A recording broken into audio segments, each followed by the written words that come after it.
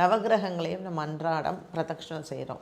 So அந்த பிரதட்சணம் பண்ணும்பொழுது தீபம் ஏற்றலாம். பட் அன்றைக்கி அர்ச்சனை பண்ணணும், தேங்காய் உடைக்கணும், வாழைப்பழம் வச்சு தான் அர்ச்சனை பண்ண அது மாதிரி நவகிரகங்களுக்கு கிடையவே கிடையாது.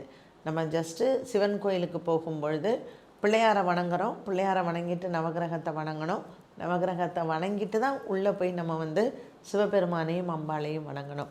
அதுதான் நவகிரகத்தை வணங்கக்கூடிய முறை. கர்ப்பிணி பெண்கள் நீங்கள் காலையிலையும் போகலாம், சாயந்தரமும் போகலாம்.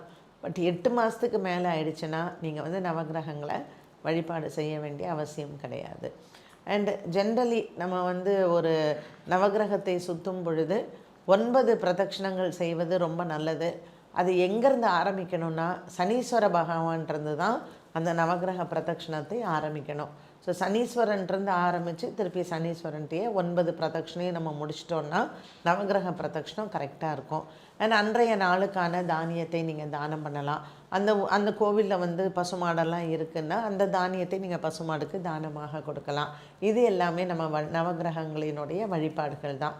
நமக்கு என்ன நவகிரக வழிபாடு பண்ணால் உடம்புல சோம்பேறித்தனம் இருக்காது, ரொம்ப பிரிஸ்காக இருப்போம், உடல் ஆரோக்கியம் நல்லா இருக்கும். அதே மாதிரி நம்ம மனசு நம்ம உடம்பு ரெண்டுமே சின்க்ரனைஸ் ஆகும். தேவையில்லாத மனசஞ்சலங்கள்லாம் இருக்காது.